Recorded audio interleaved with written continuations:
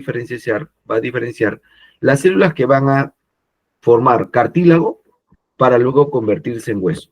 Y esto siempre es importante recordarlo, porque el proceso del desarrollo de la columna vertebral es basado en un proceso desde cartílago hasta hueso. Ese proceso como tal se llama osificación endocondral. La osificación endocondral es el proceso por el cual el desarrollo está determinado, el desarrollo de las vértebras, ¿correcto? El desarrollo endocondral como tal, ¿correcto? Está determinado para los huesos largos y las vértebras. En los huesos largos, como ya sabemos, como a medida de repaso, sabemos que existen centros de osificación. Un centro de osificación primario que está en la diáfisis y un centro de osificación secundario que está en las epífisis. ¿Correcto? Pero ¿qué es lo que sucede en cuanto a las vértebras? En cuanto a las vértebras hay que recordar algo muy, pero muy importante. Que las vértebras como tal, tienen en un principio 3 centros de osificación, de osificación primario. 3 centros de osificación primaria. Osificación primaria, ¿correcto? Y luego van a tener 5 centros de osificación secundaria. 3 centros primarios, 5 centros secundarios. Entonces, ¿cómo es la osificación endocondral en las vértebras? Muy sencillo.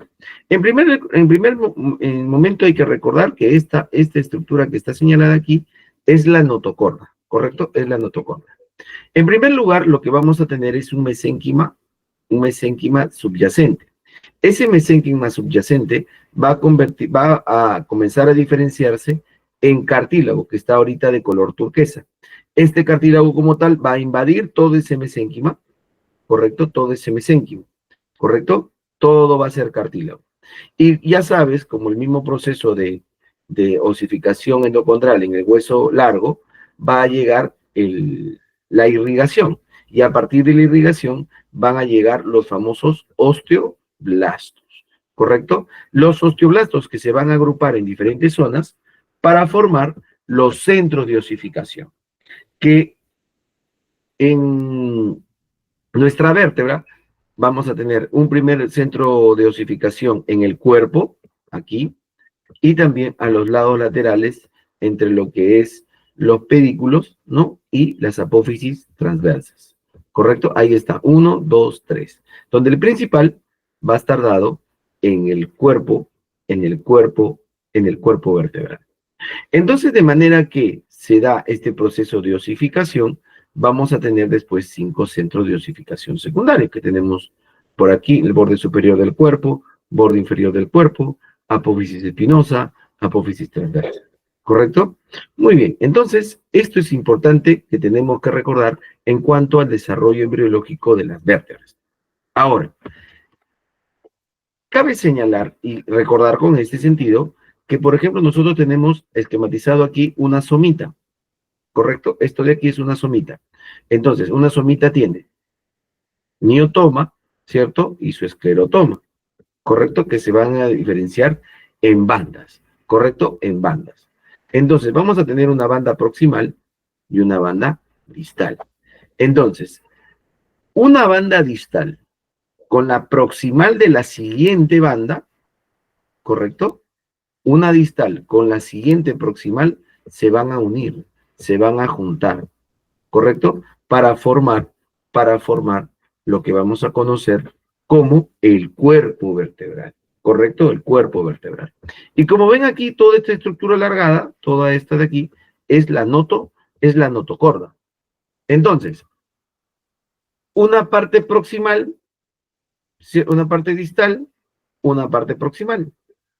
Una parte distal, una parte proximal, ¿correcto? Y así se van formando los cuerpos vertebrales, ¿correcto? Y a partir de ahí, a medida que va avanzando el desarrollo, vamos viendo que del tubo neural comienzan a salir las ramas nerviosas, ¿correcto? las ramas nerviosas. Esas ramas nerviosas que van a servir ¿para qué? Para inervar los músculos, porque acuérdate que esto de aquí es miotoma, músculo. Entonces, comienza el desarrollo, ¿no? De los músculos que hemos visto en las clases anteriores, hipaxiales, ¿correcto? Hipaxiales, epiaxiales, ¿no? Y de esa manera siempre vas a ver que a través de los espacios intervertebrales van a comenzar a salir, ¿no es cierto?, las raíces nerviosas, ¿no? Las raíces nerviosas. Aquí tenemos, por ejemplo, ya una vértebra como tal bien definida, ¿cierto? Bien definida, ¿no? Pero primero tiene su mesénquima, ¿no? Que luego va a diferenciarse en cartílago y luego, gracias al proceso de osificación endocondral, va a cambiar a hueso. Y esta estructura que es la notocorda, va a quedar como un remanente embriológico en los cuerpos vertebrales. Y ese remanente en los cuerpos vertebrales se llama núcleo pulposo. Núcleo pulposo. ¿Cuál es la relevancia e importancia que tiene? Que puede herniarse. Por eso existen las famosas hernias del núcleo pulposo, ¿correcto? Hernias del núcleo pulposo, porque es un remanente embriológico de lo que en vida fue la notocorda. Entonces, hasta ahí vamos teniendo correctamente el tema embriológico de las vértebras. Entonces, si nosotros hacemos una pantalla en blanco, ¿correcto? Y dibujamos una vértebra, ¿correcto? Por aquí, por aquí, por aquí, por aquí, por aquí, por aquí y por acá, ¿correcto? Tenemos el cuerpo vertebral y el agujero vertebral, ¿correcto? Cuerpo vertebral por acá, cuerpo vertebral por acá. Entonces, si nosotros vemos el tema histológico de osificación endocondral que lo hemos visto en clase, entonces, ¿qué tendríamos, doctor? Bueno, tendríamos, si nosotros marcamos esta zona como una zona de osificación, ¿qué tendríamos que encontrar? En primer lugar, los condrocitos,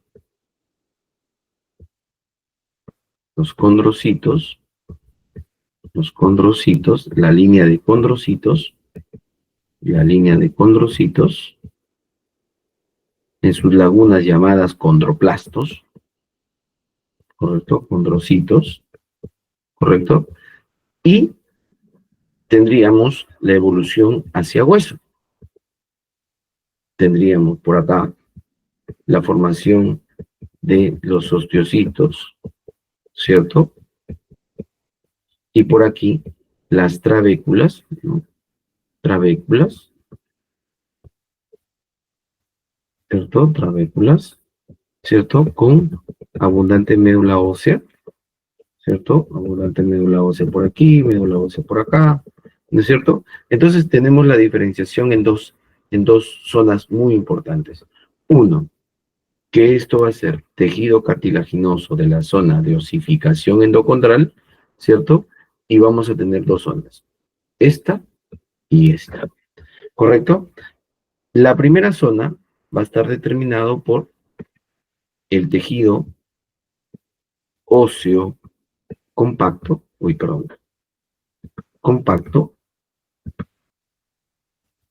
tejido óseo compacto, aquí, compacto, y el tejido óseo esponjoso.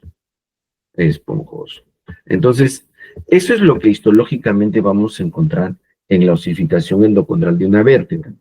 Ahora, doctor, y después de que ha pasado todo el proceso de osificación endocondral, ¿cómo va a estar ubicado nuestro hueso, ¿no? Entonces vamos a tener principalmente que en el cuerpo vertebral,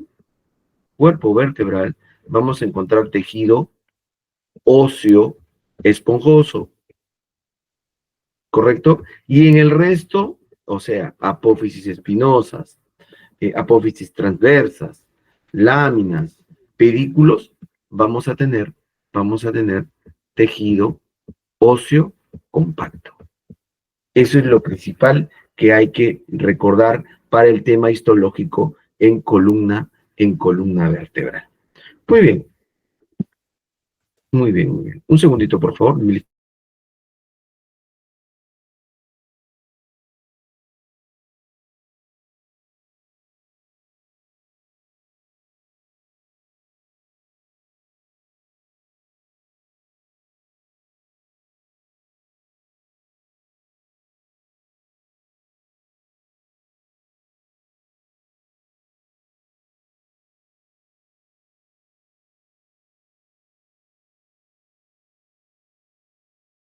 Listo. Muy bien. Entonces, de esa manera hemos revisado rápidamente la parte embriológica y la parte histológica en cuanto a sus momentos de desarrollo del, de la columna vertebral.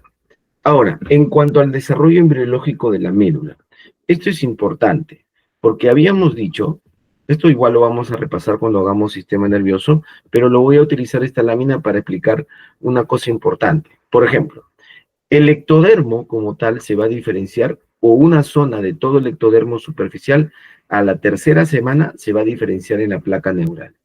Esta placa neural va a tener zonas límite, que están aquí de color verdecito, ¿correcto? Que se van a diferenciar del ectodermo superficial.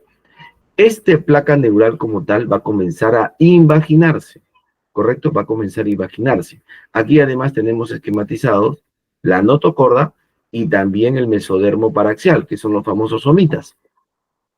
Entonces, esta placa neural se va a comenzar a invaginar para formar en un inicio el surco neural hasta que se cierra y forme el tubo neural. Y que esta zona límite se fusione formando lo que vas a conocer como la cresta neural. ¿Correcto? ¿Qué es lo importante aquí? Es que el tubo neural como tal, se va a desarrollar básicamente primero en el cierre de sus extremos, ¿correcto? En su extremo craneal y su extremo caudal, ¿correcto? Y este cierre como tal va a estar determinado por, bueno, o reforzado por ejemplo, el ácido fólico, ¿no es cierto? Que el cierre craneal se da a los 25 días y el caudal a los 27. Pero ¿qué es lo importante de que tenemos que recordar aquí para el tema de médula espinal? Que este tubo neural, las dos primeras terceras partes, va a formar lo que es el encéfalo, mediante las diferentes vesículas que vamos a estudiar después, ¿no es cierto? Y sus pliegues, ¿no es cierto? Prosencéfalo, telencéfalo, melencéfalo, que eso lo vamos a ver con mayor detalle cuando vemos el desarrollo netamente del sistema nervioso. Y la tercera parte de la médula, sirve para el desarrollo de lo que conocemos como médula espinal, ¿correcto? Como médula espinal. Entonces, eso es importantísimo que tenemos que recordar en cuanto al desarrollo de la médula. Y la médula como tal va a ir desarrollando primero su sustancia blanca, ¿correcto? Y va luego a diferenciarse en las zonas que vamos a conocer como la sustancia gris.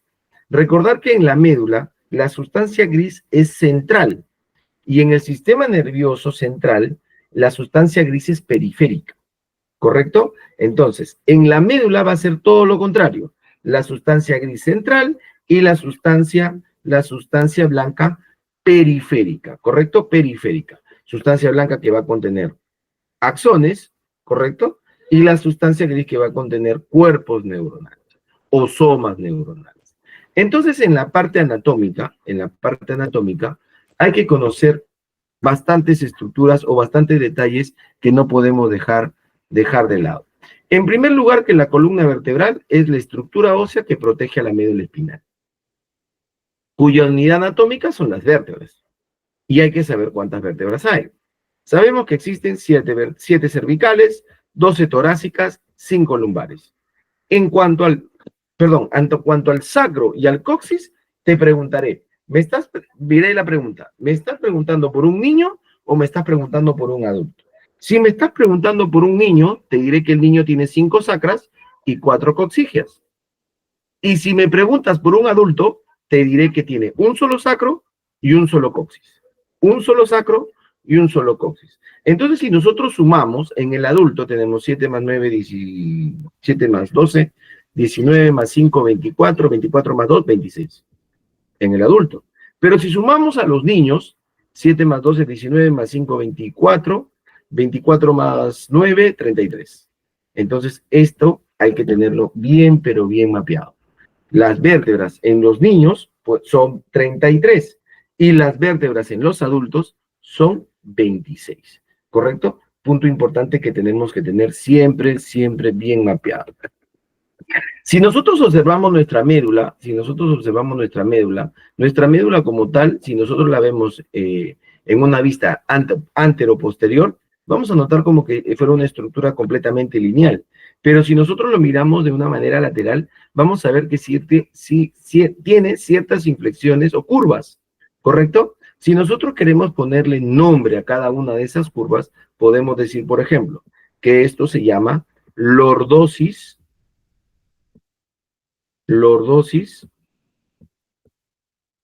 cervical, ¿correcto? Cervical. Esto de aquí, esta segunda curva, ¿cómo se llamará? Sifosis, sifosis,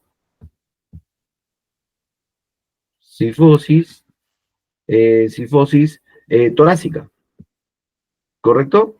Si queremos mencionar esto de aquí, podríamos decir lordosis, lordosis lumbar, lordosis lumbar, ¿correcto? Lordosis lumbar. Punto importante que también nos ayuda acá esta lámina es a señalar que la médula espinal aproximadamente más o menos queda entre L2 y L3, la médula espinal como órgano, ¿no? Y que el cono medular, ¿no? Está siempre por debajo de L1, ¿no? El cono medular o la cofia también se llama, ¿correcto? Muy bien. Y pues que están unidos por discos intervertebrales, que está formado básicamente, es un tipo de articulación de anfiartrosis, ¿no? Que tiene poco rango de movimiento, pero lo tiene, y que está formado por tejido cartilaginoso de tipo fibroso, tipo cartilaginoso tipo fibroso. Entonces hay que entender las características esenciales que tiene que tener una vértebra. Empezamos con las vértebras cervicales. Las vértebras cervicales como tal hay que entender varias cositas. Primero que son las más pequeñas. Segundo que tienen una apófisis espinosa bicefálica, o sea, dos cabecitas. ¿Correcto? Y para que la diferencia principalmente para decir que es una cervical es que tiene que tener agujero transverso. Si tiene agujero transverso, es una cervical. ¿Correcto? Es una cervical. Y básicamente, como sabemos, ¿para qué sirve ese agujero transverso? Para que allí pase la arteria vertebral. La arteria vertebral. Como vemos, las apófisis espinosas de cierta manera son de algún tipo hasta, horizontales, ¿no? Un poquito horizontales, ¿no? En caso torácico, en la casa torácica, mira, el cuerpo vertebral, como habíamos visto en clase, el diámetro anteroposterior es mucho mayor que el diámetro transverso, o de lado a lado. Tiene carillas articulares para las costillas, que son aquí, están acá, carillas articulares, ¿correcto? Tiene su apófisis espinosa, tiene sus apófisis transversas, ¿no? Y un punto importante que las apófisis espinosas son un poquito más orientadas en la verticalidad, ¿correcto? Verticalidad, ¿correcto? Verticalidad. Punto importante. ¿Correcto? Aprovecho esta lámina para señalarte las partes generales de una vértebra, ¿correcto? A ver, cuerpo vertebral, apófisis espinosa, apófisis transversa, esto se llama lámina y esto de aquí se llama pedículo, ¿correcto? Lámina, pedículo, ¿correcto? Lámina, pedículo. ¿Correcto? Un segundito, por favor, un segundito.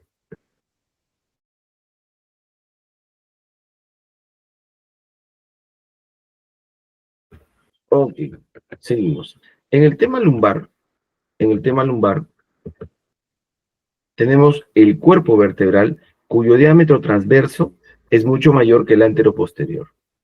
Como vemos, además, no tienen carillas articulares para las costillas. Claro, porque las costillas solamente se quedan en el tórax. Y además vemos que las apófisis espinosas, si bien es cierto, son más chiquitas, pero son más horizontales. Son más gruesitas, más pequeñas y más horizontales. Entonces, estas son las características peculiares que pueden ayudar a diferenciar una lumbar de una torácica de una cervical. Punto importante que señalar es que las características especiales que tenemos que tener en cuenta en las cervicales es muy particular. Por ejemplo, en la C1, que es la Atlas, tiene su cuerpo vertebral pequeño, pero lo tiene. Tiene su apófisis espinosa pequeña, pero lo tiene.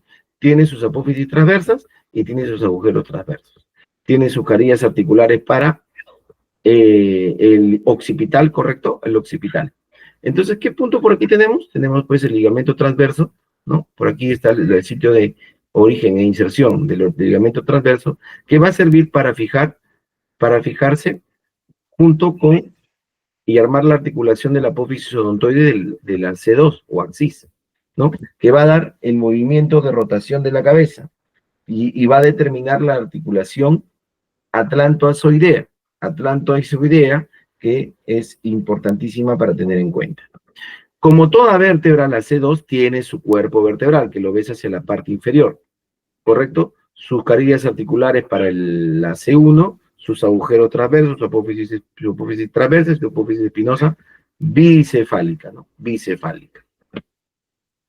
Y la C7 es la llamada prominente, que tiene todas las características propias de una vértebra, solamente que la va a diferenciar de todas en un punto importante. Primero, que para ser cervical tiene que tener agujero transverso, para ser cervical. Y aparte de eso, se le llama prominente porque tiene una apófisis espinosa suficientemente grande, por eso se le llama prominente. Cuidado, si se pueden confundir con la C7 y la T1. La C7 y la T1 están ahí juntitas, pero podríamos confundirlo por el tamaño. De repente podríamos confundirlo por el tamaño, pero si tú ves una vértebra que tiene agujero transverso, es cervical. Es cervical. ¿Mm? Y la otra puede tener la misma tamaño, la misma característica, pero no tiene agujero transverso. Ok, entonces es una torácica. Aparte hay que ver los diámetros del cuerpo vertebral y todo lo demás, y entonces podemos diferenciar mejor una vértebra de la otra. La médula espinal como tal es una estructura nerviosa que empieza en la base del bulbo raquídeo y termina en el cono medular o cofia, ¿correcto? Eso determina una longitud aproximadamente en los varones de 45 centímetros y en las mujeres de 43 centímetros. Tiene un peso de 30 gramos aproximadamente y todo lo que viene después del cono medular, que está a nivel de L2, L1, es el llamado cola de caballo, o también llamado filum terminal. Entonces, un punto importante que recordar es los movimientos y las raíces nerviosas que hay que tener siempre en cuenta en cuanto a lo que es la parte de movimientos y cómo se relaciona con los troncos, con los segmentos cervicales, con los segmentos medulares, ¿correcto? Primero, en el brazo vamos a tener pues una denominación A, B, C, D, E, F, G. A ver, pero vamos para recordarlo más o menos. El A es el hombro, ¿correcto? A es el hombro. B es la cara interna del brazo, ¿correcto? C es el borde externo del codo, ¿correcto? D es el dorso de la muñeca, ¿correcto? La E es la parte ventral de la muñeca, ¿correcto? La F es la palma de la mano, la G es el dorso de la mano y la H es hacia los dedos. Entonces, eso va a determinar, por ejemplo, una serie de movimientos. Por ejemplo, la abducción del brazo, del hombro, va a estar determinado por C5. La flexión del codo va a estar determinada por C5, C6. La extensión del codo por C6, C7. La extensión de la muñeca por C6, C7. La muñeca de la flexión de la muñeca, C7, C8. La flexión del dedo por C8 y la extensión del dedo por C8, ¿correcto? Por C8. En el miembro inferior, ¿cómo es? Es mucho más fácil, mira. Si mira la cara anterior, tienes A, B y C, ¿correcto? Cara anterior. Y en la cara posterior, D, E y F. Entonces, ¿A qué se refiere? A que flexiono la cadera, L2, L3. B a qué es? A que extiendo la rodilla, L3, L4. La C será que hago la dorsiflexión del tobillo, ¿correcto? Levanto la punta del pie, L4, L5. D está dado por la extensión de la cadera, L4, L5. La E es la flexión de la rodilla, L5, S1.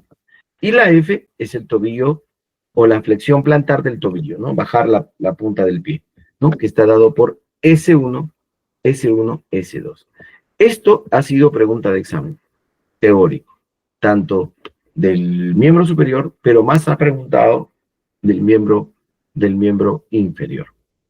Muy bien, sigamos. Entonces, aboquémonos en la parte anatómicamente hablando de la médula, ¿correcto? Entonces, la médula tiene como tal sustancia blanca, sustancia gris. Astas anteriores, o le llaman el cuerno gris ventral, y astas posteriores, o también llamado cuerno gris dorsal, ¿correcto? O posterior. Tiene surcos, tiene un surco medio anterior, ¿correcto? Surco medio anterior y un surco medio posterior, ¿correcto? Medio posterior. Esto va a determinar en la parte posterior las columnas dorsales, ¿correcto? Las columnas dorsales blancas o cordones posteriores. Estos cordones posteriores son importantes porque estos van a determinar los fascículos de gracilis y cuneiforme, o también llamado de Gol y Burdach. Gracilis y cuneiforme o de Gol y Burdach, que van a llevar la vía de lo que es la vía del tacto fino, ¿correcto? Y de la propiocepción, Cordón posterior. Los cordones anteriores, ¿correcto? Que van a tener las fibras que suben y bajan, tanto de la vía motora y también de la vía sensitiva que asciende, ¿correcto? De la vía sensitiva que es la que sube. También hay cordones laterales que básicamente pues eso lo encontramos a nivel de los segmentos medulares torácicos y lumbares, ¿correcto? Tenemos las raíces o los filamentos radiculares dorsales, los filamentos radiculares ventrales. Este filamento radicular dorsal forma una raíz dorsal que está acoplado hacia un ganglio, y los filamentos radiculares ventrales forman una raíz ventral. Y raíz dorsal y raíz ventral se juntan para formar el nervio raquídeo, ¿correcto? Repito, filamentos radiales dorsales, tiene su raíz dorsal, acoplado a un ganglio. Las ventrales, los filamentos radiculares ventrales, tiene su raíz ventral, y tanto la raíz ventral con la raíz dorsal se fusionan para formar el único cordón o cordón único llamado nervio raquídeo. Además, la médula espinal está cubierta por las meninges, desde la más interna hacia la más externa. Pía madre, aracnoides y dura madre. Y además saber que entre la pía madre y la aracnoides está el espacio subaracnoideo por donde discurre el líquido cefalorraquídeo. La médula además tiene irrigación. A ver, nosotros tenemos aquí desde la base del cráneo, ¿correcto? Hasta las cofia, ¿correcto? Hasta la cola de caballo. Entonces, nosotros podemos definir o podemos diferenciar la irrigación de la médula en cuanto a sus segmentos. Por ejemplo, podemos hablar de un segmento o una parte superior que está determinada por los segmentos desde C1 hasta T3. Segmentos medulares, no vértebras, segmentos medulares, que es totalmente distinto. Segmentos medulares C1, T3. Una parte media, correcto, formado por los segmentos de T4 a T8, segmentos medulares, T4 a T8. Y una parte inferior, que es desde la T9 hasta toda la cola de caballo. Entonces, ¿cómo están irrigados estos segmentos medulares? En la parte superior van a ser gracias a las ramas de las arterias vertebrales. Las arterias vertebrales van a dar ramos radiculares, ¿correcto? Correcto, ramos radiculares. Y los más superiores, C1, C2, van a tener ramas también de las arterias cerebelosas inferiores. ¿Correcto? Ramas de las arterias cerebelosas inferiores. El segmento medio van a tener, pues, ramas, básicamente de las arterias intercostales, que son las ramas radiculares de las arterias intercostales. Y el segmento inferior va a tener rama de la última arteria intercostal o de la primera lumbar, ¿correcto? Y va a dar un ramo radicular, ¿correcto? Que tiene nombre propio, es un epónimo, que se llama ramo radicular de Adam-Kivex, ¿correcto? Ramo radicular de Adam-Kivex, ¿correcto? Adam-Kivex, ¿correcto? Muy bien. Ahora, si yo hago una sección para saber exactamente cómo definir las arterias de la médula espinal, entonces yo tengo que decir que a partir de las ramos radiculares se van a formar arterias, ¿correcto? A partir de las ramas radiculares se van a formar arterias. Y las vamos a señalar aquí. En primer lugar, vamos a señalar esta arteria de aquí. Esta arteria de aquí es la arteria medular, perdón, arteria espinal. Lo que tienes en tu libro es espinal, arteria espinal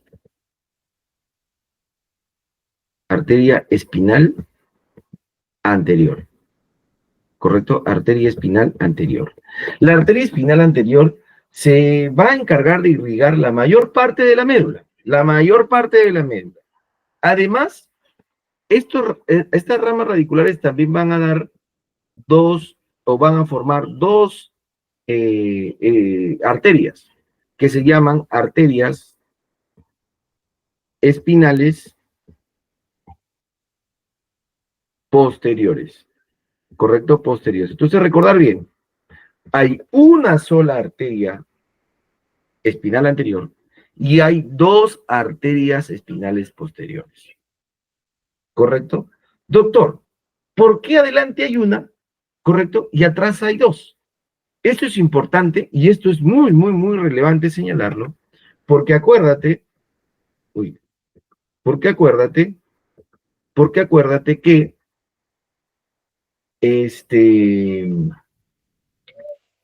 por detrás, en los cordones posteriores, están los dos cordones posteriores que llevan los fascículos de Golgi-Burdach.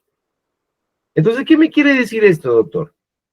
Que las arterias espinales posteriores solamente se encargan de irrigar los cordones posteriores. Todo lo demás, incluyendo epéndimo, son de la arteria espinal anterior. Vuelvo a repetir. Los cordones posteriores, por donde pasan los fascículos de Golgi-Burdach, son irrigados por las arterias, porque son dos arterias espinales posteriores. Todo lo demás de la médula, ¿correcto?, es por las arterias espinales, o la única arteria espinal anterior. Por eso que cuando estudiamos en histología, vimos que los vasos sanguíneos los encontrábamos en el surco medio anterior, no lo encontrábamos en el posterior. ¿Por qué? Porque la arteria espinal anterior tiene mucho mayor calibre, mucho mayor tamaño, ¿no? Y las arterias espinales posteriores son mucho más finas, mucho más delgadas, que en el momento de la preparación de la lámina histológica se pueden perder. Entonces, dato importante, arteria espinal posterior para los cordones posteriores. Todo lo demás, incluido epéndimo, todo, por la arteria espinal anterior. Y esto es lo más importante que tienen que recordar acerca de lo que es la irrigación de la médula espinal. Otro punto importante que también ha sido pregunta de examen es la correlación que hay entre los segmentos medulares y las vértebras. Entre segmentos medulares y las vértebras, ¿correcto? Otro punto importante que tienen que recordar es lo siguiente. Primero, segmento medular es a la médula espinal, como vértebra es a la columna vertebral, ¿correcto? Entonces, los segmentos de C1 a C8 tienen amplia relación con las vértebras, o sea, C1 y C7, ¿correcto? Doctor, ¿y por qué hay un segmento más cervical? Fácil, porque por encima de la C1, aparece el segmento cervical 1, ¿correcto? Entonces, si tú dices, tengo, por ejemplo, imagínate, tengo aquí, digamos, a ver, 3 vértebras, ¿ya? 3 vértebras. ¿Cuántas raíces nerviosas puedo tener? Mira, una por encima, 2, 3 y 4. Entonces, si hay 7 vértebras, puedo tener, gracias a eso, 8 segmentos medulares. Los segmentos medulares de T1 a T12 están en relación de las vértebras de T1 a T8. Desde la lumbar 1 hasta el segmento lumbar L1 y a L5 están en íntima relación, por ejemplo, ya con T9 a T11. ¿Correcto? ¿Por qué, doctora? Porque acuérdate que la médula solamente llega hasta L1, L2, ¿no? Y después de ahí ya es colon terminal, ¿no? La cola de caballo. Entonces, los segmentos S1, S5 ya corresponden desde las vértebras T12 a L1. Ya a partir de ahí, ya lo demás, de L1, L2, ya lo que tienes es simplemente cola de caballo. Ya no tienes segmentos medulares, ¿correcto? Entonces, eso es un punto importante que hay que siempre recordar. Y esto va a definir también por qué tenemos los famosos dermatomas, ¿no? Los famosos dermatomas. Entonces, eso es lo más importante que tenemos que recordar en cuanto a lo que es embriología, histología, anatomía, irrigación de médula y columna vertebral, ¿correcto? Ahora nos vamos a abocar a la parte de fisiología, que es un poquito más extensa, pero no muy difícil de entender. Pero vamos a empezar haciendo una pizarrita. Hagamos una pizarrita antes para entender algunas cositas básicas que hay que recordar. Primero que todo, voy a dibujar un cerebro. Vamos a dibujar un cerebrito.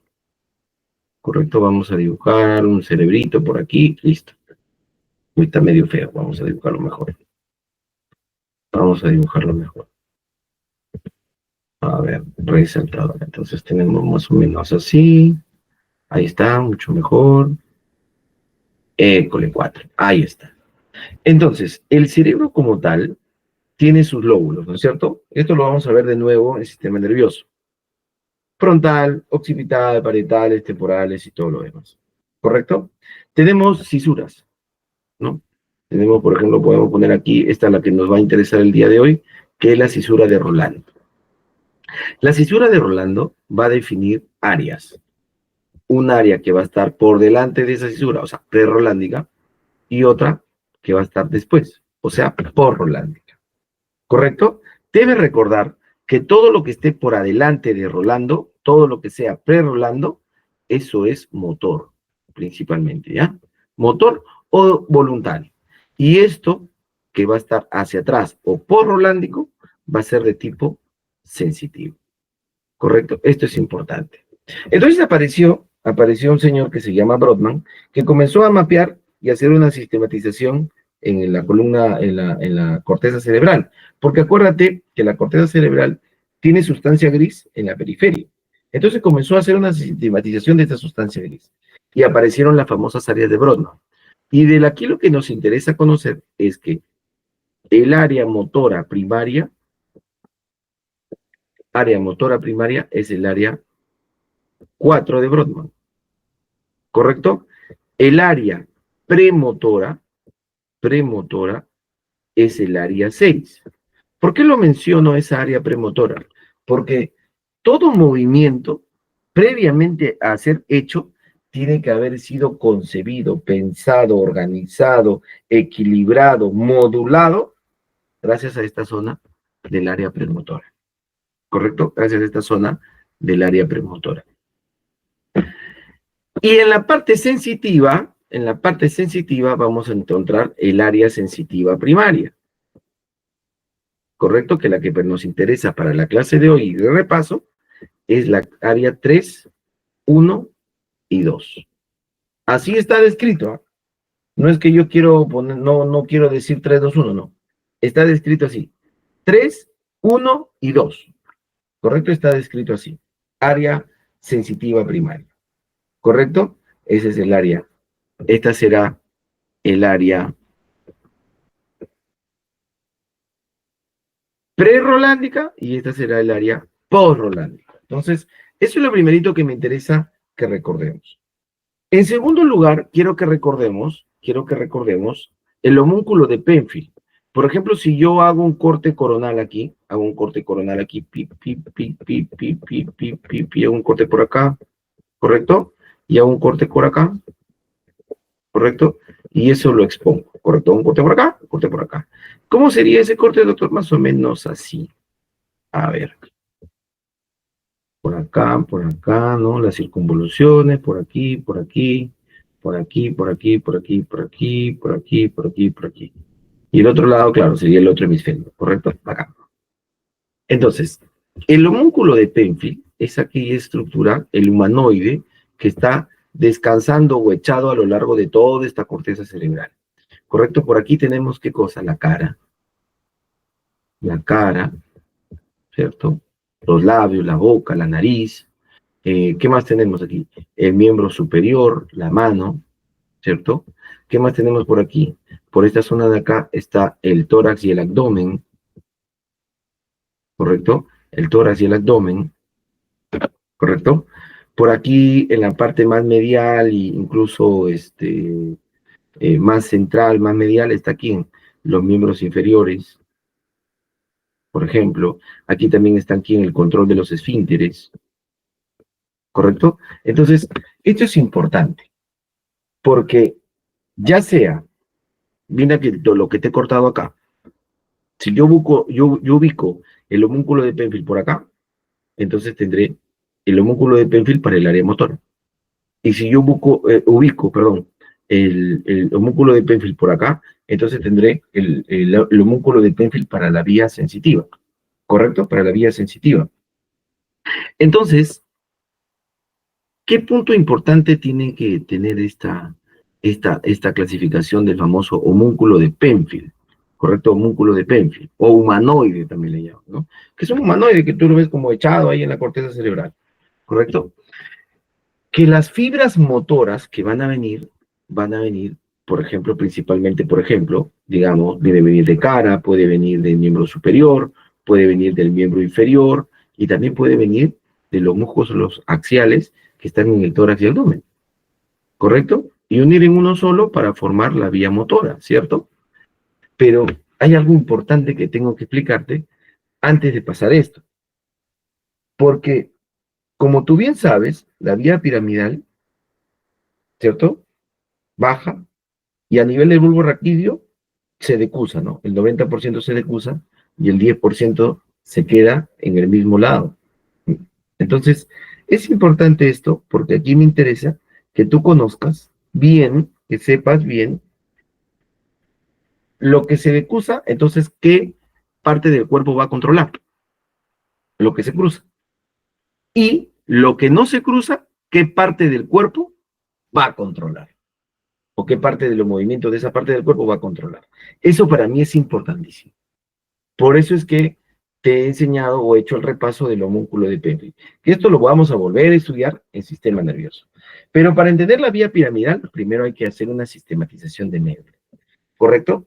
Entonces, la sistematización de médula, básicamente en lo que nos interesa, es la sistematización que tienes que saber de la sustancia gris.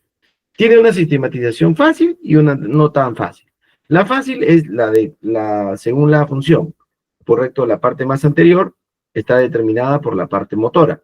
La parte posterior está más determinado por la parte sensitiva. Y esta que está en el medio es la visceral, que además también la puedes diferenciar, ¿cierto? En una parte visceral anterior o visceromotora y visceral posterior o viscerosensitiva, ¿correcto? Y recordar también que las astas transversas de la columna vertebral están para básicamente, o las astas laterales de la columna vertebral están básicamente para la actividad simpática, desde T1 a L1. Por eso es que el sistema nervioso simpático es también llamado tóraco lumbar, tóraco lumbar. Pero esa es la sistematización papayita. Esa es la sistematización papayita. Que eso, bueno, lo puedes revisar con calma cualquier libro. Pero la que siempre es la más difícil y la que siempre les preguntan son las famosas láminas de Rexel. láminas de Rexet. Lámina de Rexet 1, la 2, la 3, la 4, la 5, por aquí la 6, ¿correcto? Acordate que de la 1 a la 6, todas son sensitivas. Por ejemplo, la 2 es para el dolor, por ejemplo, una sustancia gelatinosa para el dolor. Y tienen sus nombres, ¿correcto? Que no voy a entrar mucho en detalle en esto, porque lo que me interesa explicarte es otra cosa. Cerca al epéndimo está la lámina de Rexet 10, cerca al epéndimo, ¿correcto? O también llamado en el istmo, ¿no? En el istmo de la sustancia gris. Por aquí estará la 7, por aquí estará la 8, ¿correcto? Pero a mí lo que me interesa es que te acuerdes de la 9, esta de aquí, 9. ¿Por qué? Porque en la 9 va a salir las famosas motoneuronas, motoneuronas de la vía piramidal, ¿correcto? Motoneuronas de la vía piramidal, de acá, de esta área 9, si yo lo quiero poner por acá, y también aquí.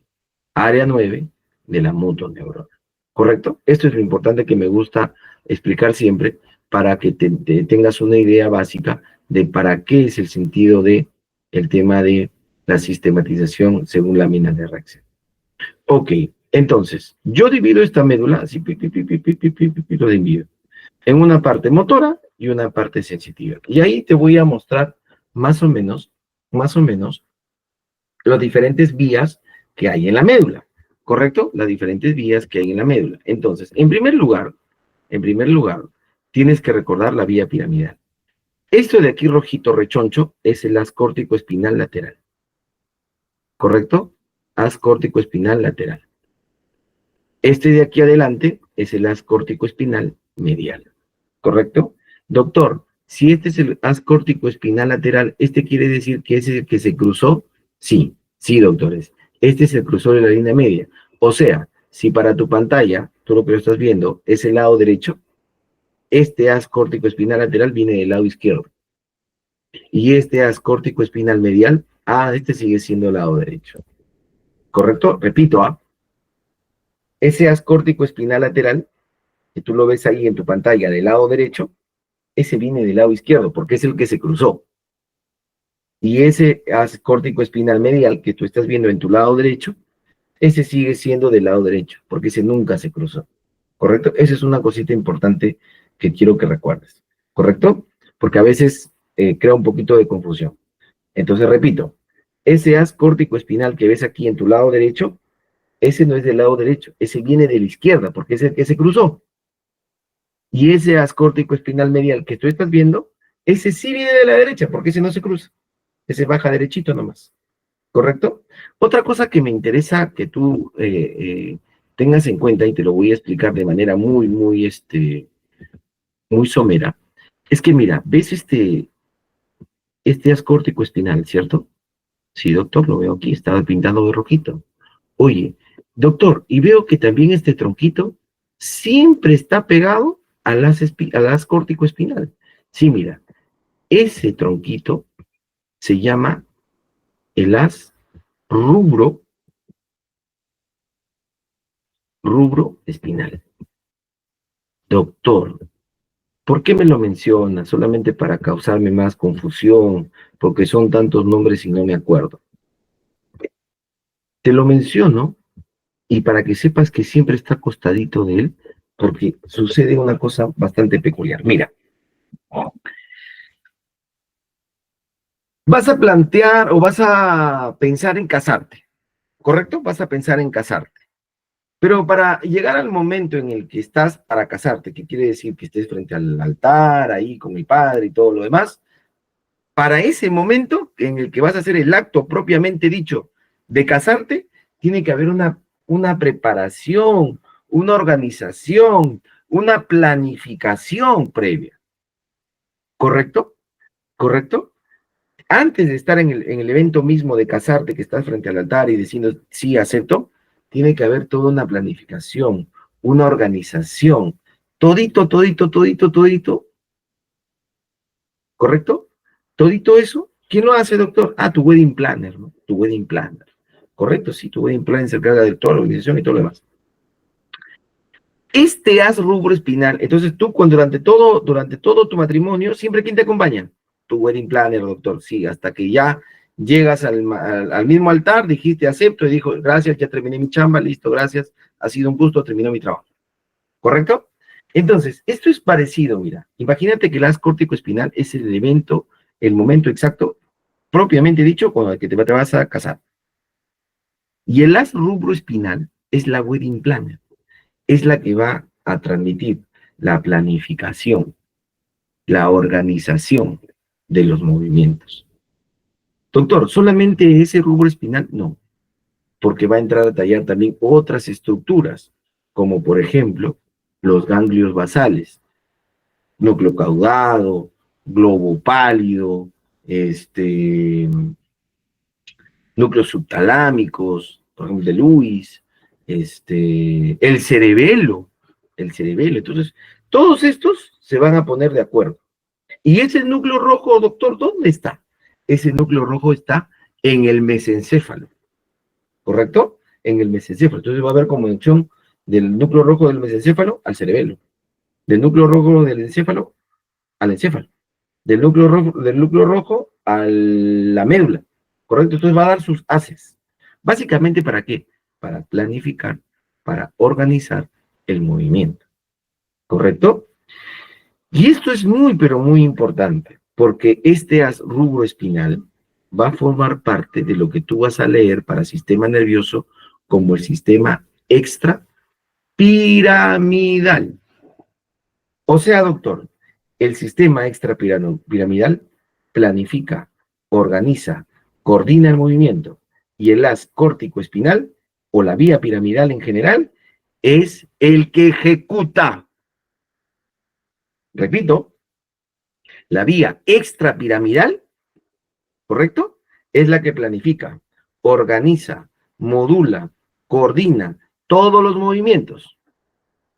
Y la vía piramidal es la que ejecuta, ¿correcto? Es la que ejecuta. Entonces, así como existe el rubro espinal que va a coordinar, modular, organizar, coordinar los movimientos, va a existir un montón de otros haces. Mira, por aquí hay uno, por aquí hay otro, por aquí hay otro. Doctor, ¿cómo se llama? Tranquilo, eso lo vamos a ver más adelante. Tranquilo, pero quiero que veas esto. Mira, y también siempre acompañando a quién? A las córtico-espinal. ¿Correcto? Entonces, uno es el que planifica, que sería planifica, organiza, que serían estos de amarillito, y otros son los que ejecutan, que serían estos dos de color rojito. ¿Correcto? Correcto, doctor. Y en el lado somático, doctor, nos vamos a interesar en las vías que ascienden, que suben. ¿Correcto? Primero, tenemos los cordones posteriores. Hasta ahí está Gol y Burdach, ¿no? Con los fascículos gracilis y cuneiforme.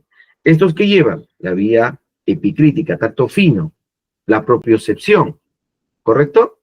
Y además tenemos por aquí los espinos cerebelosos, ¿correcto? Y aquí tenemos uno que también sube, que es muy importante, que es que nos atañe estudiarlo para el tema de este examen de unidad, que son los haces espinotalámicos. Un espinotalámico lateral y un espinotalámico anterior. Entonces, hasta ahí tenemos la sistematización de médula. Ahora, doctor, ¡wow! Conozcamos la vía piramidal. Entonces, la vía piramidal, miren, doctores, facilito, ¿ah? Parece que está muy engorroso, pero sígueme, por favor. Vienen las señales de movimiento de la corteza cerebral, ¿cierto? Del área motora primaria, área 4 de Brodmann, ¿correcto? Y vienen fibras que vienen por aquí, por aquí, por aquí, por aquí. Se unen en uno solo, que atraviesan ¿qué cosa? La cápsula interna, el brazo posterior. Ahora, doctor, ¿cómo es esa cápsula interna? Claro, te lo dibujo, no hay ningún problema. Mira, la cápsula interna tiene una forma de un boomerang, ¿correcto? Y qué feo boomerang. Vamos a hacerlo más bonito. Qué feo boomerang, no. Vamos a hacerlo más bonito. Ahora sí, a ver, vamos a dibujarlo más bonito. Por aquí, eco, por aquí, y viene por acá, ahora sí. ¿Correcto? Este es el brazo anterior y este es el brazo posterior, ¿correcto? Y tiene además una rodilla. Pero bueno, esto ya lo vamos a volver a ver en el tema del sistema nervioso. Pero ¿qué me interesa? Mira, oye, según el homúnculo de Pilfield, ¿quién estaba por acá? Cara, manos, doctor. Por aquí, oye, el tórax y el abdomen. Y por aquí, los miembros inferiores. Ah, mira, entonces yo puedo definir en el brazo posterior un as para los miembros superiores, otro as para el tórax y abdomen y otro as para los miembros inferiores. Claro que sí, doctor. Y además, siempre, siempre, siempre acompañado por la chaperona, siempre acompañado por alguien, que sería, este sería el rubro cortical. ¿Por qué no rubro espinal, doctor? Porque te acuerdas que viene del mesencéfalo a la corteza y otro va a ser del mesencéfalo a la médula. Aquí el que va a acompañar en este sentido, en el brazo posterior, de la cápsula interna, es el que va a ser el rubro espinal hacia arriba. Perdón, rubro cortical. ¿Correcto? Rubro cortical. Y ese siempre acompaña, ¿correcto? Entonces, mira, tú lo ves de color rojito, ¿cierto? De color rojito aquí, color rojito, color rojito, color rojito, baja, baja, baja, baja, baja, baja. Y el color rojito es a nivel de las pirámides vulvares, ¿cierto? De la pirámide vulvares, del bulbo raquídeo, cruza la línea media, ¡pah! Y se va al asta anterior de la médula, que sería la lámina 9 de Rexel, ¿correcto? Y ahí, a partir de ahí aparece ¿quién? La motoneurona alfa, que esa se va al músculo para dar el movimiento, ¿correcto? Pero mira, mira de dónde nace este de aquí, azulito. Sigue también, sigue, sigue, sigue, baja, baja, baja, pero ese no se cruza. Ese se convierte en el haz córtico-espinal medial. Y esto es un dato importante, doctores, porque aquí vas a definir, mira, que el haz córtico-espinal medial, que es el que no se le cruza, oye, viene de esta parte, mira. Oye, ¿yo no te había dicho que de esa parte está el tórax y abdomen? Sí, doctor. Y que aparte, en el tórax y abdomen está la columna vertebral, ¿sí o no? Sí, doctor. Entonces, ¿esos no serán músculos axiales? ¡Ah, caramba! Entonces, el haz córtico-espinal medial me va a ejecutar el movimiento del tórax y el abdomen y los movimientos de los músculos axiales, intervertebrales, etcétera. Ah, interesante. Y eso corresponde solamente al 10% de la vía piramidal.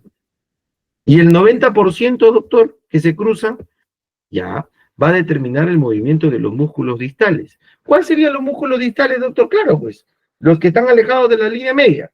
Miembro superior, miembro inferior, cabeza. ¿Se entiende, doctores? El haz córtico espinal lateral es el que se cruza, 90%, pero es el que se va a encargar de controlar o de ejecutar el movimiento de los miembros superiores, de los miembros inferiores, ¿correcto? Y de la cabeza. Ah, mira, qué interesante. Y el haz córtico espinal medial o anterior, medial o anterior, ese no se cruza. Y ese va a determinar el movimiento de los músculos axiales, ¿no? Tórax y abdomen. Y esto es importantísimo, doctores, porque ha sido pregunta de examen. Ha sido pregunta de examen. Y esta motoneurona alfa, claro, doctor, tiene una característica muy importante, porque tiene una velocidad de transmisión nerviosa de aproximadamente 120 metros por segundo. Entonces, siempre lo que te preguntan en los exámenes es, y que siempre te puedes confundir, es, ¿cuántas neuronas tiene la vía piramidal? La vía piramidal tiene una que viene desde la corteza, corteza, hasta la médula, ¿correcto? Desde la corteza hasta la médula, esa es la primera neurona, ahí está. Y la segunda es la motoneurona alfa, esa es la segunda, ¿correcto? Ah, interesante, doctor, interesante, doctor. Entonces, este haz córtico espinal lateral, que tiene el 90% de las fibras, que sirve para los músculos distales y es contralateral. Y el haz córtico espinal medial es el 10% de la vía piramidal, es ipsilateral porque no cruza la línea media y sirve para la ejecución de los movimientos de los músculos axiales del cuerpo. Músculos axiales del cuerpo. Y eso es lo más importante que tú tienes que recordar y tener en cuenta de la vía piramidal, que es motora. Motora. Ahora, con esto que también puedo estudiar, ¿cómo entonces se regula el movimiento o se controla el movimiento de los músculos? Gracias a un órgano sensorial que está en los músculos. Ese órgano sensorial que está en los músculos se llama huso muscular. Es un órgano sensorial formado por unas fibras especializadas tipo 1A y tipo 2, que básicamente lo que nos va a medir es el grado de estiramiento de esa fibra muscular. Recordar esto, doctores. Las fibras como tal, musculares, se estiran. Y ese estiramiento provoca una reacción de contracción. ¿Correcto? Y eso es lo que tú tienes cuando, por ejemplo, el doctor te va a evaluar, percute un tendón, ¿cierto? Y ese tendón hace que la fibra muscular se estire. ¿Y cuál es la respuesta? Contracción. Por eso que tú tienes el movimiento de reflejos. Ah, caramba. Entonces, a partir de ahí, de esa actividad refleja de la motoneurona alfa, entonces yo puedo determinar el reflejo miotáctico. Miotáctico. Que es la contracción o la activación de la motoneurona alfa a partir del estiramiento del músculo estriado o el músculo esquelético. Repito, el reflejo miotático determina la activación de la motoneurona alfa a partir de la estimulación mediante el estiramiento de la fibra muscular. Eso es el reflejo miotático. ¿Correcto? Pero ahí apareció el cerebelo. ¿Te acuerdas que el cerebelo también coordina movimiento y todo lo demás? Ese también quiere estar en todas. Y dice, oye, ¿cómo aprovecho ese reflejo o esa activación de la motoneurona alfa para mi beneficio, para mejorar mi control? Acuérdate que el cerebelo, y esto lo vamos a volver a ver en el sistema nervioso, el cerebelo coordina movimientos de tono muscular. Ah, mira, entonces el cerebelo manda, este cerebelo que viene de arriba, manda una neurona de tipo gamma, ¿correcto? ¿Mediante qué, doctor? Mediante su gas espino-cerebeloso, ¿correcto? Espino-cerebeloso. Entonces, manda su neurona gamma, estimula el uso muscular y genera una activación del alfa para la contracción muscular. ¡Ah, caramba! Entonces, a partir de esa activación del cerebelo mediante su neurona gamma, puedo saber o tener información del grado de contracción de los músculos. Doctor, ¿y qué cosa es grado de contracción de los músculos? Eso le conocemos en el barrio como tono muscular. Repito, el cerebelo, a partir de la activación de su neurona gamma, que baja hasta la médula, ¿cierto? Baja hasta la médula.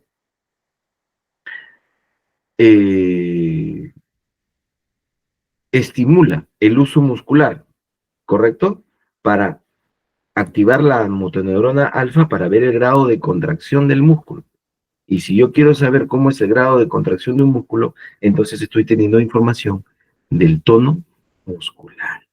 Del tono muscular. Oye, doctor, entonces, el tema de el control del tono muscular también tiene que ver con la planificación, organización y modulación de los movimientos. Sí, doctores. Ah, entonces, doctor, este control del tono muscular para planificar, organizar, modular movimientos en su ejecución también formará parte del sistema extrapiramidal. Exacto, doctores. Y te acabo de decir, el cerebelo, los ganglios basales, el mesencéfalo, ¿correcto? Tienen injerencia en los movimientos mediante el control de planificación organización, o sea, el sistema extrapiramidal. Esto te voy adelantando porque hay que entenderlo un poquito cuando leas tu Guyton, ¿ya? Porque el Guyton tiene capítulos, dice ganglio basal y el cerebelo en control motor. Hay ese tipo de capítulos y es un tema importante que tienen que repasar. Y esto es en la parte de fisiología. Muy bien. Ahora, doctor, ya estudiamos la parte que baja. Ahora estudiamos la parte que sube. Para estudiar la parte que sube, no se preocupen, vamos a regresar. Pero mira, vías descendentes o vías motoras. Va de la corteza a la periferia o el músculo. Hay dos neuronas, una motoneurona que va de la corteza a la médula y otra motoneurona que es la alfa que va de la médula a la periferia. Esa alfa, acuérdate que sale de la lámina 9 de Rexet. ¿Y las vías que ascienden, doctor, que son sensitivas? Claro que sí, van de la periferia a la corteza cerebral. Estas tienen tres neuronas, una que viene de la periferia hacia la médula, otra que va de la médula al tálamo y otra que va del tálamo a la corteza sensorial. ¿Qué corteza sensorial, doctor? El área sensitiva primaria, 3, 1 y 2 de Brodmann. Entonces, mira, aquí tienes todos los haces habidos y por haber, pero mira, vamos repasando cada uno de ellos. Este gordazo, ¿te acuerdas que era el córtico espinal lateral? Y siempre tenía uno que está pegadito ahí para que regularlo. Sí, doctor, el rubro espinal. Además, habían otros más para regulación. Retículo espinal lateral, retículo espinal medial, ¿correcto? Y ese retículo, doctor, espinal, ¿de dónde viene? De la sustancia reticular. Doctor, o formación reticular. Doctor, ¿por qué me sirve esa sustancia reticular o como tal que está en todo el tronco encefálico? Porque esa estructura forma parte del sistema extrapiramidal. Extrapiramidal. Vestíbulo espinal, claro, lógicamente que los movimientos también van a estar coordinados mediante el equilibrio que ejerce, ¿quién, doctor? El oído interno. El tecto espinal, acuérdate que en el mesencéfalo también hay una zona que se llama del techo o del tecto. También es para coordinación, planificación y organización de movimientos. El que está bien pegadito al borde, el tracto córtico espinal anterior. ¿Se dan cuenta? Entonces, los que nos sirven para ejecutar, ¿correcto? Córtico espinal, para ejecutar. Y para planificar, organizar, modular, incluso hasta posiblemente inhibir toditos estos. Rubro espinal, retículo espinal lateral, retículo espinal medial, vestíbulo espinal, tracto tectoespinal. ¿Por qué, doctor? A ver, mira, imagínate que no tengas equilibrio a nivel vestibular. ¿Vas a poder mejorar, vas a poder tener un adecuado movimiento? No, pues. Entonces, estos de aquí van a condicionar la ejecución del movimiento. ¿Y con qué haces tú, ejecutas el movimiento? Con córtico espinal. No hay otro, papá. No hay otro. No hay otro. Ah, mira, doctor. Y en el lado de sensitivo, doctor, más papaya todavía. Cordón posterior, grácil y cuneiforme. Eso ya los conoces, ¿correcto? Los que van a llevar los principales haces. Ya. El espino talámico y el espino talámico. Lateral y ventral. ¿Correcto? Lo más importante. ¿Correcto? Lo más importante. Y doctor, y los que suben también va un espino tectal, espino olivar, espino cerebeloso, ¿no es cierto? Esos van a ser para las coordinaciones sensitivas. ¿Correcto? Después de la actividad sensitiva. Por ejemplo, ¿te duele algo? Entonces va a coordinar, por ejemplo, el movimiento de retirada. Pero para que termine de terminar el movimiento de retirada, tiene que haber una sensación que lo module también, que lo organice y que lo module. ¿Correcto, doctores? ¿Correcto, doctores? Entonces, vamos a ver ahora las vías ascendentes de manera por separado. Entonces tenemos la vía termoalgésica. Al. Entonces vas a acordarte de haz espino talámico lateral, lateral, termoalgesia. ¿Correcto? ¿Qué significa termoalgesia? Temperatura y dolor. Entonces, ¿quiénes son los receptores sensoriales para el dolor? Terminaciones libres. Para la temperatura, Krauss y Ruffini. Frío-calor. ¿Correcto? Entonces, mira, tengo una primera neurona, que viene desde el ganglio sensorial, ¿cierto? Ingresa por el asta posterior de la médula, ¿cierto? Y cruza la línea media. Se va al cordón lateral y sube como tal. Sube. Atraviesa el bulbo, atraviesa el puente, atraviesa el mesencéfalo y sube ¿hasta dónde? Hasta el tálamo, doctor. Y a partir del tálamo va a la corteza sensorial, ¿no? Corteza sensorial o 312 de Brodmann. O la arteria, el área sensitiva primaria, ¿no? Sensitiva primaria. Entonces, tiene tres neuronas. Ok, aquí está la primera, aquí está la segunda, que va de la médula al tálamo, y la tercera que va del tálamo a la corteza. ¿correcto? Haz espinotalámico lateral termoalgesia, ¿correcto? Para que lo puedas recordar. Vía táctil protopática. ¿Qué cosa es protopático, doctor? Tacto fino, perdón, tacto burdo, tacto grueso, ¿correcto? ¿Quiénes me dan esa actividad? El corpúsculo de Meissner, corpúsculo de Pacini, ¿correcto? Para vibraciones superficiales y vibraciones profundas, ¿correcto? Y las terminaciones del folículo tibiloso. Entonces, todas ellas, como ves, van a ingresar a la médula, ¿correcto? Van a ingresar a la médula por el asta posterior, siempre por el asta posterior. Van a cruzar la línea media y van a subir por el cordón anterior hasta el tálamo y del tálamo a la corteza sensorial. Primera neurona de la periferia hasta la médula, ¿correcto? Segunda neurona de la médula hasta el tálamo y tercera neurona del tálamo hacia la corteza sensorial, ¿no? ¿Y esto quién lo va a llevar, doctor? ¿El táctil protopático, tacto burdo, tacto grueso? El espinotalámico anterior. Espinotalámico anterior. Y recordar que todas las vías sensitivas tienen tres neuronas. Luego tienes la vía táctil epicrítica o tacto fino y la propiocepción consciente, o sea, la propiocepción, ¿no? Entonces, ¿quiénes me ayudan en esto? El principal órgano sensorial de los músculos, los usos neuromusculares, también los ligamentos y las articulaciones. Eso me van a dar información de propiocepción. Pero acuérdate siempre que esta primera neurona, no ingresa al asta posterior. Repito, esta primera neurona no se va al asta posterior. ¿A dónde se va, doctor? A los cordones posteriores. ¿Correcto? A los cordones posteriores, por favor. No se va al asta posterior, se va a los cordones posteriores. Y asciende y sube en forma del fascículo gracil y cuneiforme. O de Gol y Burdach. Y recién a nivel del bulbo raquídeo llegan hasta los tubérculos grácil y cuneiforme, o tubérculos de Gol y tubérculos de Burdach, ¿correcto? En el bulbo raquídeo. Y en el bulbo raquídeo cruzan la línea media, acá está, cruzan la línea media y ascienden, ¿correcto? Formando el famoso lemnisco medial o lemnisco medio. Esa es la segunda neurona. Hasta el tálamo y al tálamo hacia la corteza, que es la tercera neurona. Entonces, punto importante a recordar, por favor, y no puedes fallar. La vía táctil epicrítica no ingresa a la asta posterior de la médula. No, no, no, no, no. Se va al cordón posterior. Cordón posterior, doctor. Entonces son axones, claro. Y la misma neurona, la misma primera neurona, ingresa al cordón posterior y sube. Es la misma neurona. ¿Hasta dónde, doctor? Hasta los tubérculos gracil y cuneiforme que están en el bulbo. Y ahí recién cruzan la línea media y suben hasta el tálamo y luego dan lo que es la tercera neurona que va hacia la corteza sensitiva.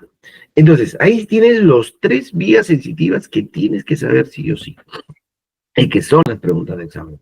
Pero si yo regreso por acá, entonces mira, vamos. Tacto fino, vibración y propiocepción, ¿correcto? Esa es la vía llamada directa, ¿correcto? Entonces, ingresa por el cordón posterior, ¿cierto? Llega hasta lo que es los tubérculos gracil y cuneiforme del bulbo raquídeo y cruza la línea media, ¿correcto? Cruza la línea media, llega al tálamo, al núcleo ventroposterior del tálamo y va a la área sensitiva primaria o 312 de Brodmann, ¿no? 312 de Brodmann. Entonces ahí está. Tacto fino, haz de Gol y Burdach que sube, que es la primera neurona, ¿cierto? Llega hasta los tubérculos grácil y cuneiforme que están en el bulbo, cruzan la línea media, segunda neurona hasta el tálamo y se va a la corteza. ¿Correcto? Cruza la línea media. Y luego están, ¿no?, lo de la vía indirecta, que son los espinotalámicos lateral y anterior. Lateral, o sea, termoalgesia. ¿Quiénes serán? Dolor y temperatura, pues. Entrarán por el asta posterior de la médula, ¿cierto? Y subirán hasta el tálamo, ¿cierto? Y luego la corteza. El anterior, que te dije, el anterior es para la vía táctil gruesa, o tacto burdo, como tal, ingresa de nuevo también por el asta posterior, sube, sube, sube, sube, hasta el tálamo y a la corteza. Entonces, aquí es para recordar básicamente lo que tienes que saber en cuanto a las vías sensitivas. Te he dado la vía motora y la vía sensitiva, de tacto fino, de tacto grueso y la termoalgesia. La termoalgesia, ¿correcto? Entonces, doctor, ¿por qué para el dolor y temperatura y para el tacto burdo, o principalmente para el dolor y temperatura, cruza la línea media de la médula? Y esto es importante. Ese cruce de la línea media en la médula, ese cruce sirve para modular la intensidad del estímulo. ¿Cómo es eso, doctor? Por ejemplo, yo me compro una chaqueta, ¿ya? Y esa chaqueta siempre en el cuello tiene su etiqueta, ¿correcto? Entonces esa etiqueta cuando ni bien me lo pongo me fastidia un poquito, ¿correcto? Me fastidia un poquito.